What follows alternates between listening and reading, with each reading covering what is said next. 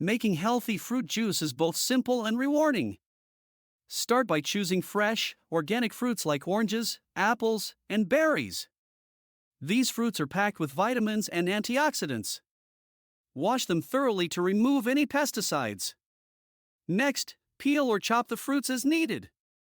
For instance, remove the skin from oranges and chop apples into smaller pieces to make juicing easier.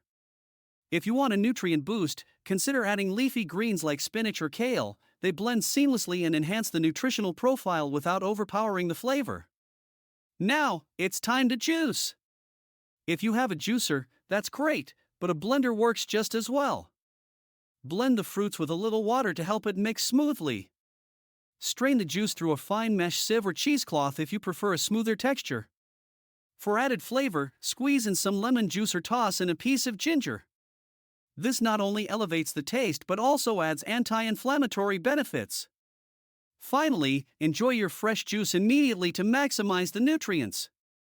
Remember, homemade juice is free from added sugars and preservatives, making it a delicious and healthy choice for any time of the day.